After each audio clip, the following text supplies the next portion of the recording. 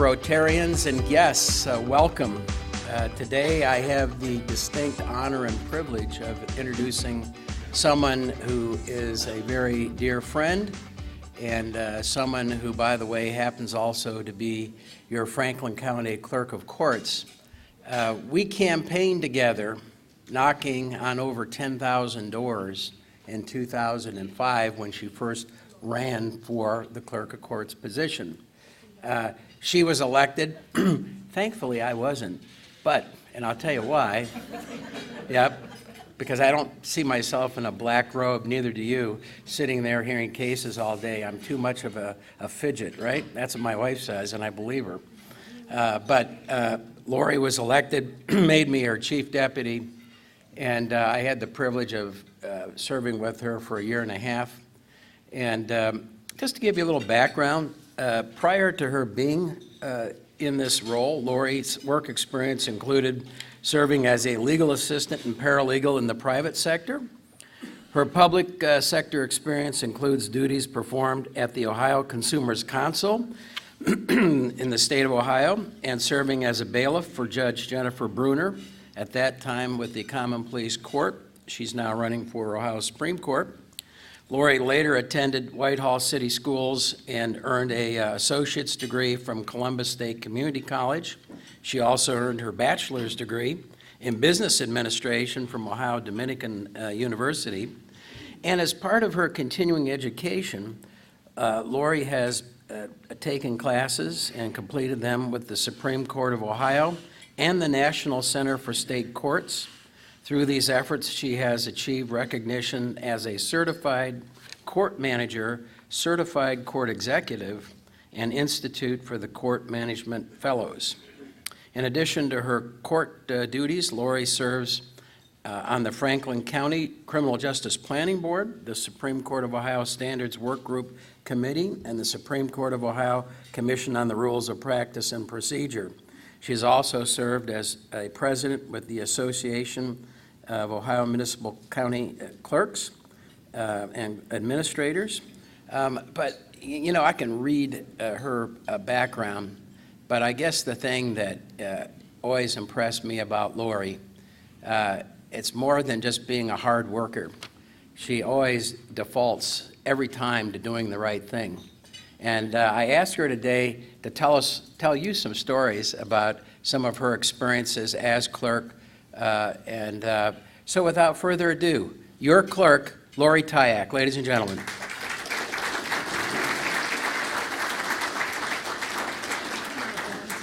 Good afternoon, everyone.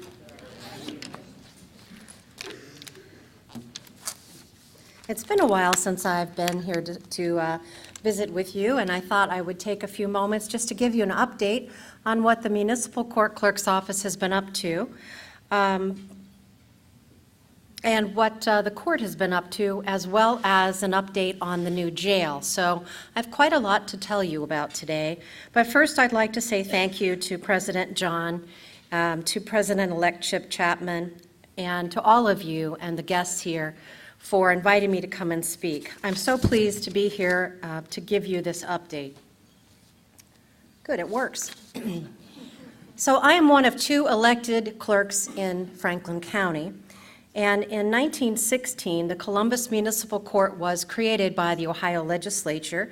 In 1955, we were given countywide jurisdiction, and in 1968, the state legislature changed the name to the Franklin County Municipal Court. This is a map of our jurisdiction. We have both countywide and citywide jurisdiction. So we go into two other counties besides Franklin. Does anybody know the name of two of the others? Delaware and? Union. Fairfield. Very good. This is a picture of just one aisle of my file room. And the clerk's responsibility, according to the Ohio Revised Code, we are the keeper of the record, and we collect court costs and fines, and we disperse them out. But when I first took office, we had quite a dilemma. We had 13,000 boxes stacked from the floor to the ceiling on the 18th floor, and the weight was so heavy that it actually bowed the floor on the 18th floor of the municipal court building. So now I have a reputation, right, before I even got started. We spent about $2.7 million to have those boxes hauled out and imaged, and currently we have more than 40 million documents imaged, and we're creating new images every day with our internal imaging department. So our court is a pretty awesome court. We have 15 judges and 6 magistrates. And these are just, I don't know if you can see the pictures very well, but the top one is Judge Ted Barrows, and he presides, in addition to his daily docket, he presides over the Mavis Court, which is called, now I have to have a cheat sheet for all of these because they keep changing them, right? Mavis is for the Veterans Court. Military and Veteran Services Certified Specialized Docket. Can you remember that, right? Recovery Court is our substance abuse court. It is run by David Tyack. He's a judge also. The Link Court is Learning to Identify and Navigate Change. It's a certified specialized docket, and Judge Cindy Morehart presides over that court. Catch Court is Changing Actions to Change Habits. It's our Victims of Human Trafficking Court. And HEART is Helping Achieve Recovery Together. That's the newest court, which is Opiate Addiction Court. And I think what the most interesting thing about these specialized dockets is that each of the judges has to be certified by the Supreme Court in order to preside over these specialty dockets. And they have to go through a lot of hoops to get there. So we have 1 environmental judge and 6 magistrates. And the magistrates may hear cases on behalf of the court. I think it's also confusing when you consider the types of cases that fall under municipal and then compare them to common pleas. We have all adult traffic citations filed with us, all criminal complaints, misdemeanors, and felonies, but the felonies are typically dismissed for future indictment by the grand jury, or they are bound over to common pleas court for further action before a judge or a jury. Civil cases, the cap is $15,000. However, there's legislation that was introduced at the end of last month, House Bill 463, and they are considering increasing it to $30,000 as the cap. So we'll be weighing in on that one as well. It's been sent to committee so that they can hear testimony. We have environmental court cases. Most of them are housing court cases, but there are others like illegal dumping. Maybe there is a hotel or motel that's had a lot of trafficking, both human trafficking and drug trafficking. So we have a lot of different landlord-tenant issues. Sometimes you hear about the time that the judge ordered the defendant to spend time in their own property because they refused to repair something. So a lot of environmental court cases. Small claims court cases, the cap used to be $3,000, and in 2016 it was actually increased to $6,000. Common pleas, on the other hand, handles all juvenile cases, domestic relations, felonies.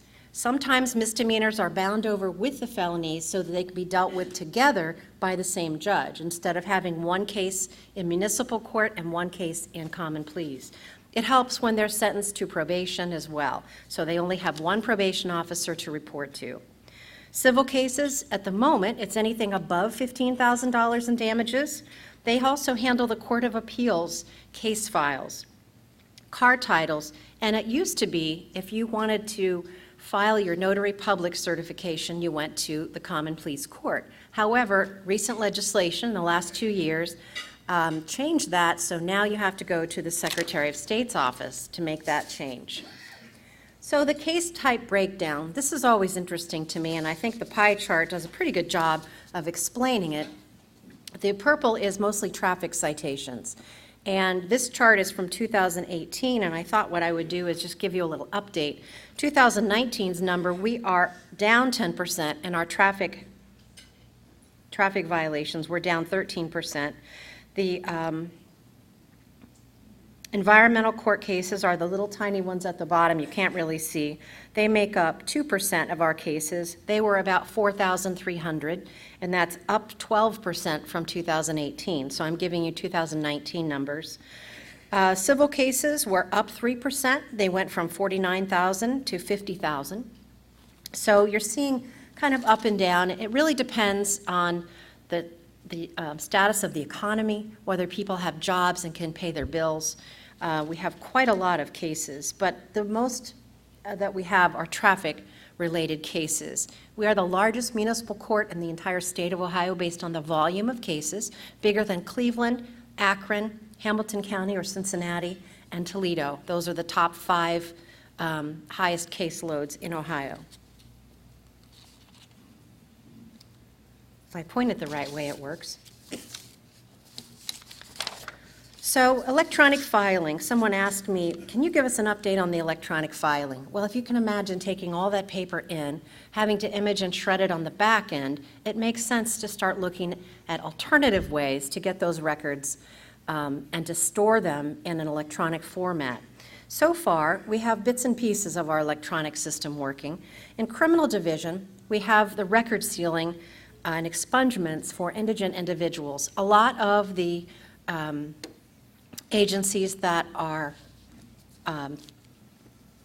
under special grants to provide criminal advice and advice to individuals can call in. We use colleges can call in and electronically file these documents, so it's very helpful to students.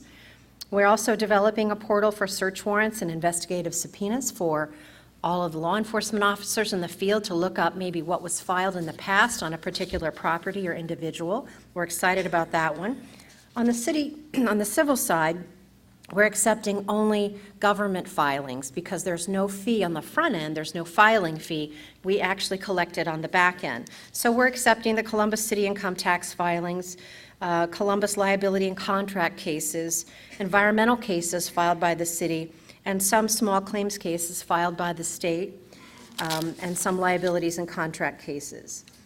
In traffic violations, we're actually working on, with the Ohio Highway Patrol, to implement an electronic citation program, and we will have participating agencies, including the Highway Patrol, Sheriff's Office, Columbus Division of Police, Upper Arlington, and New Albany. Keep in mind we have 21 law enforcement agencies in Franklin County, so that's just a little start. But we plan to go live with it in February of 2020, or this month, actually. We're in the process of training our staff how to use the new software, and we're very excited about that. If you can imagine getting 1,000 traffic citations after a busy holiday weekend just from the Highway Patrol, and we have 21 agencies out there working, you can imagine how slammed we get that first week, and actually the first 2 weeks, if you consider the cases heard in court. So this will be a huge plus. I have 13 people doing data entry 5 days a week trying to keep up with these tickets, and it will make a huge difference, both in accuracy and the ability to process them a lot faster. Receipts and disbursements. Sometimes people ask me, well, what do you collect and where do you disperse it? I was actually on a committee with several senators, judges, and representatives, and we were talking about court costs and fines and where they go. And one of the senators asked me for a copy of what information on what we sent out, and I had to give him a DVD because it was about 15,000 pages long, of all the responsible things that we're responsible for. So we follow the revised code, local court rules, and also municipal codes. We have 19 mayor's courts in Franklin County.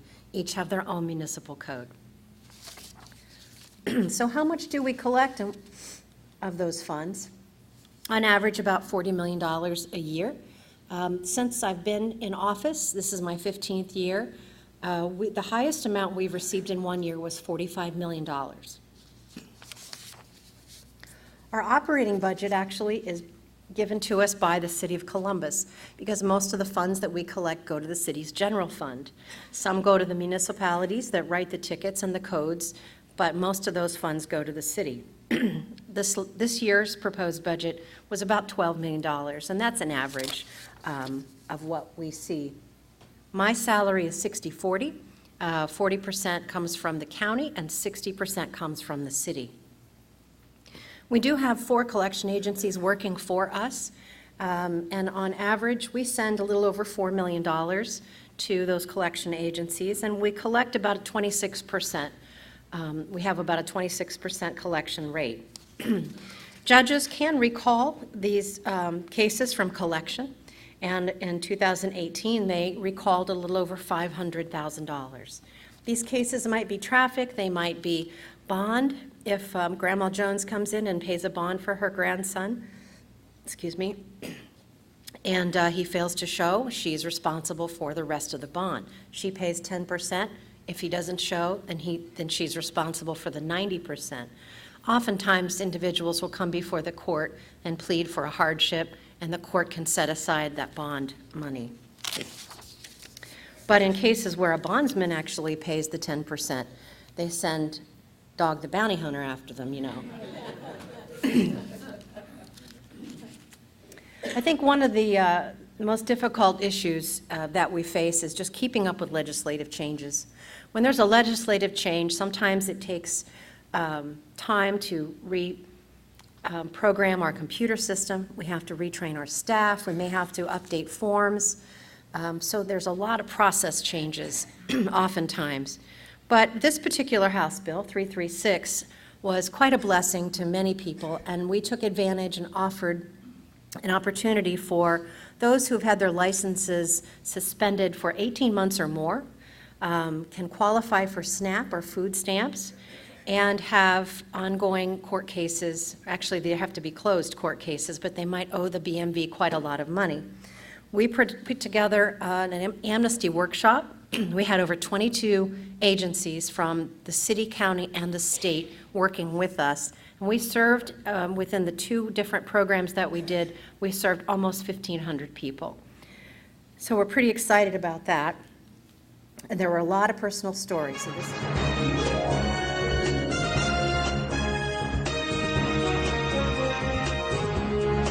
For many Franklin County residents, their road leads to the county court. 30 to 40% of our cases deal with these issues every single day. What drives that kind of traffic is a basic necessity for millions of Ohioans, a driver's license. We have more people that appear before us for driving under suspension, not having a valid operator's license. It's a tremendous amount of our business. So with thousands of people in the area struggling to get by without a license, the clerk's office at Franklin County Municipal Court spent months with 22 city, county, and state agencies mapping out a course of action. each person that's participating will have a number To guide those in need of reinstatement. It takes one mistake to cause you to lose your license, but there is a mountain of things you have to do before you can get it back.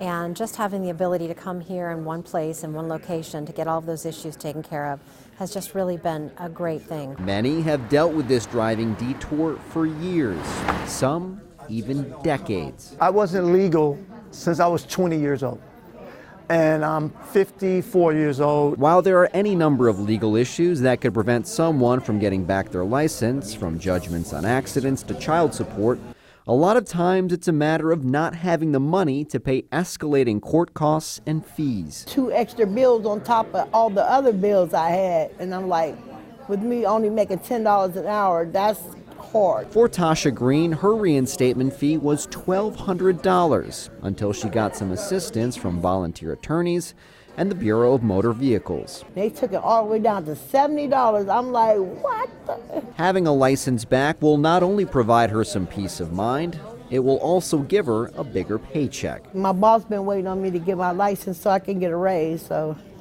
I'm super excited. $2 raise, so I'm super excited. Many people we're serving today are low-income folks who, if they have their driver's licenses, are going to be able to either get jobs or get better paying jobs because they have more access to them. And so we see this having a very large impact in our community. I'm Chaba Sukost for Court News Ohio. So we had 2 events. The first one was last April, and it went for 3 days. We had 200 people show up Thursday and 200 Friday. 600 people showed up on the Saturday. So the need is out there still, and these are people that have not been legal for years and years. These are not people that just lost their license and are hoping to get around their penalties. People want to be compliant. They want to drive legally, but they need help because there are so many steps involved in getting legal. Sometimes they just give up. So what we gave them was hope.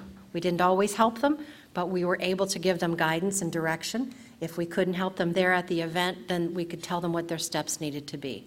So that was exciting. We had people dancing and singing and crying and jumping up and down, and it was incredible. I had an opportunity to speak before the legislature about 2 weeks ago on a bill that will make this amnesty program permanent. And what it means is we'll do more of these kinds of events that bring people together to understand their issues and help them find their way.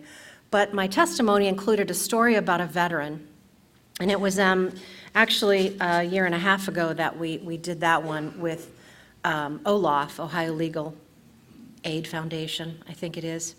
And this gentleman was a former Marine, and he was I would say he was in his 70s. He was raising his grandson, and he wanted to be a good example for his grandson, and he didn't have his license. So one of the attorney volunteers came up to me and said, I don't know how to help this gentleman. He has 3 cases in 3 different counties, 3 different courts, and I don't know what to do. So I took a look at it, and it had the names of all of the clerk's offices and the phone numbers. So I took him personally back into a quiet room. We used my cell phone, and we called each one of those clerks, and I told them, here's what we're doing, can you help?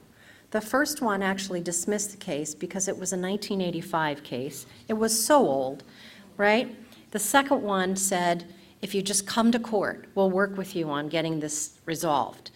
And I said, well, this is a gentleman, is a veteran. Do you have an advocate that can help him? Oh, yes. So I had the name and the phone number of the advocate, and I wrote that down. The third one said, if you just pay the amount, it was like $385, you can go online and we'll send you a release of suspension. So the first one, I had an email for the release of suspension within 20 minutes of making that call. The second one said, just come to court, we'll work with you. And the third one said, just pay the amount, we'll send you the release. He didn't know what to do. He was in shock because since 1985, having 3 cases hanging over his head, he had to drive. He had to go to work. He had to go to the grocery. He had to take family members to the doctor. These are just simple tasks that we all take for granted when we're talking about driver's licenses. And I said, don't wait so long to come back and see me next time. So that was my testimony before the House. I think it was effective, and this gentleman was just so wonderful. He said, I had to humble myself to come here today. And that just meant a lot to me. I said, well, come back here. He didn't know I was the clerk. He didn't know who I was. But he came back later and he said, oh my gosh, you're the clerk. You went back and sat with me. And I said, yeah, that's why we're here, to help you. So that was really exciting. That was one of the best things that I participated in. And the staff got pretty excited. We all have Apple Watches, so we started measuring our steps. And it was a competition at some point, how many steps we all took. I think the highest was over 30,000 steps in one day. But I had my staff walking every individual that was participating through every process to every table, every single step of the way. So they didn't get lost, they didn't feel like they were alone, and they actually were able to help them and make them feel more comfortable. So I'm so proud of what we did last year, and I hope that this permanent amnesty program passes in the House bill. I think it will.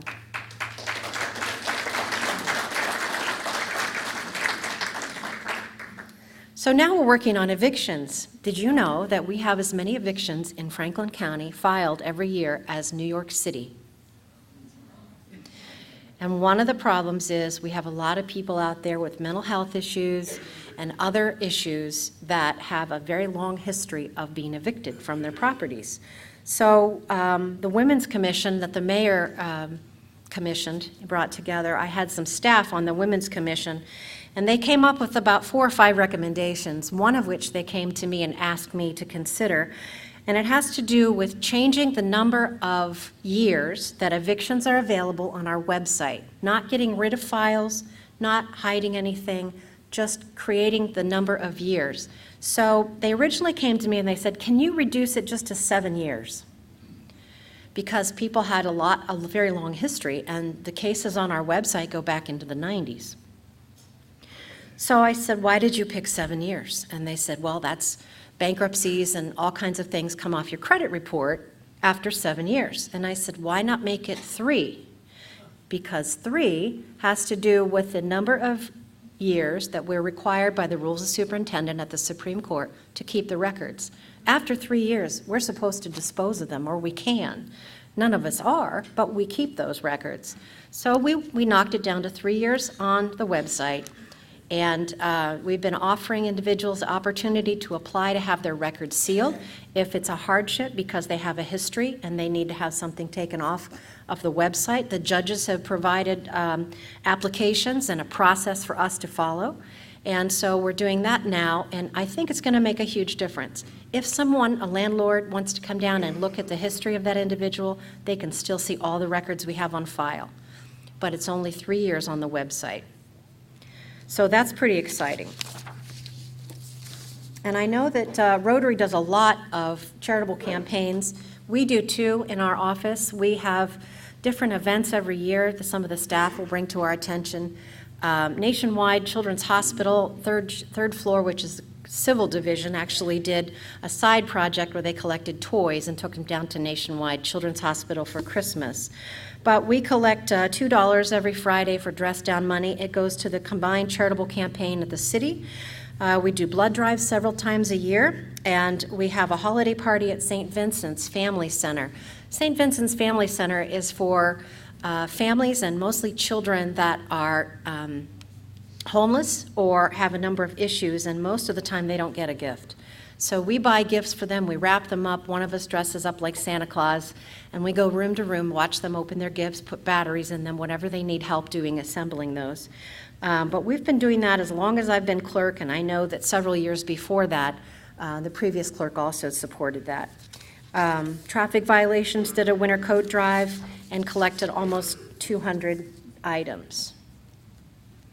Now, somebody asked me to talk about the new court building. I keep saying it's not going to happen in my lifetime because probably 10 years ago they did a study. Michael, you were with me, I think, when they did the study on the courthouse.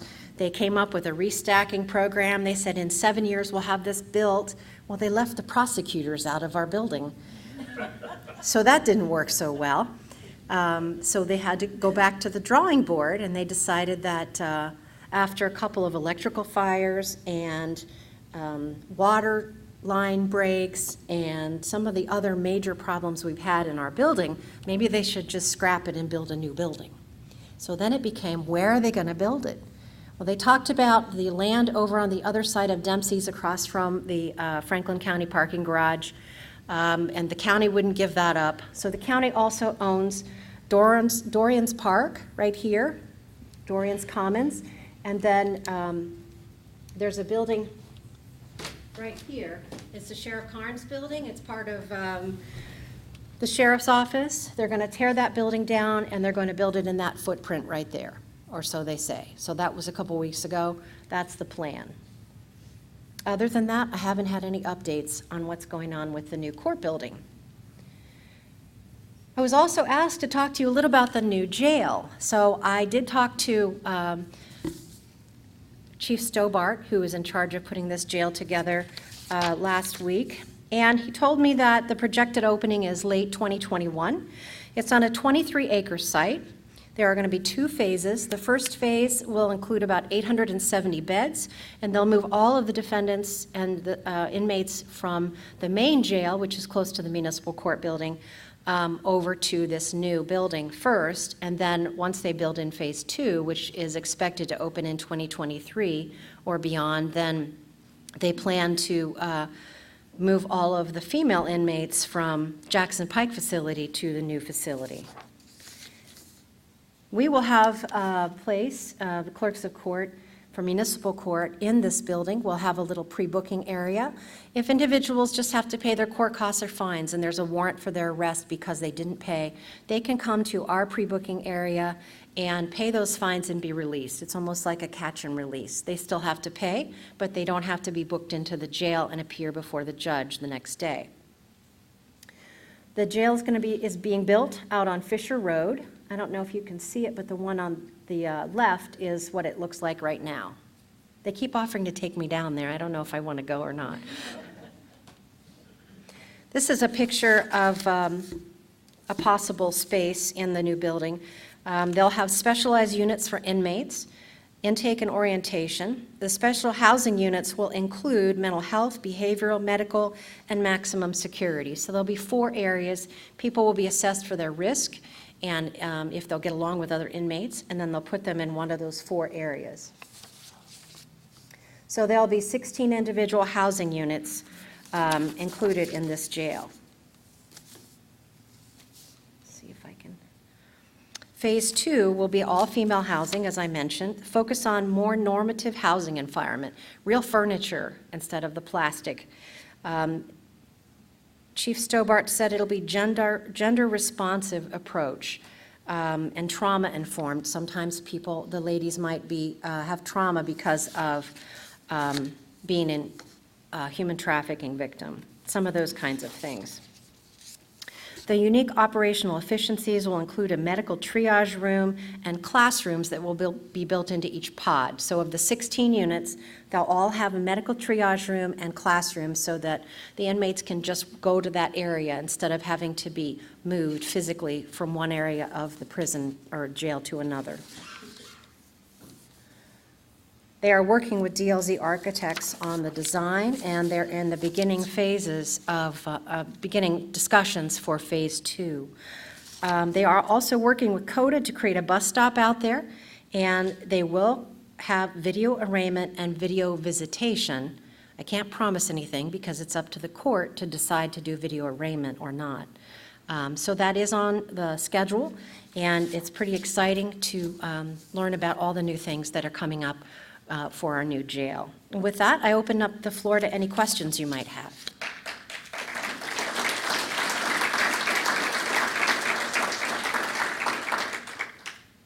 Yes. Lori, thank you for your remarks. How soon before our licenses expire, which typically happen on our birthdays? October of this year, you'll have to get the new license. Michael, do you have anything to add on that? Yeah. If you have a license that expires after October, it's still good, but it may not be compliant to get you through the airport. So they're asking people to go in, get your real ID compliant license before October. I just got mine here a couple weeks ago. It took them 5 days from the time I went in. I only waited 15 minutes.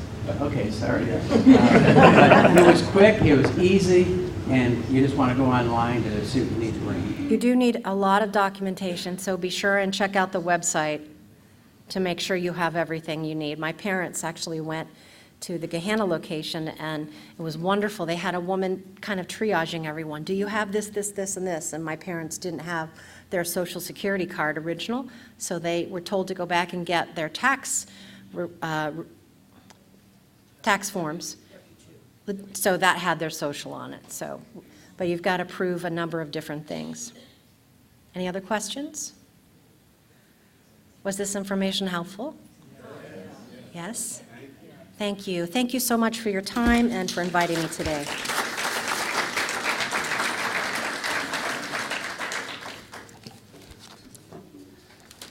You're welcome. Was that okay? Yes. All right.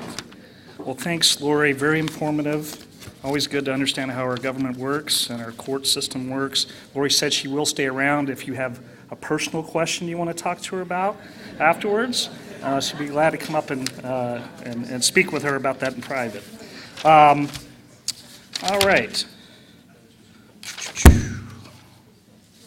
Well, I want to thank everybody for coming today. Look forward to seeing you again next week. We're going to hear from Alton Hill, CEO of Metler Toledo, so that should be interesting. We are adjourned.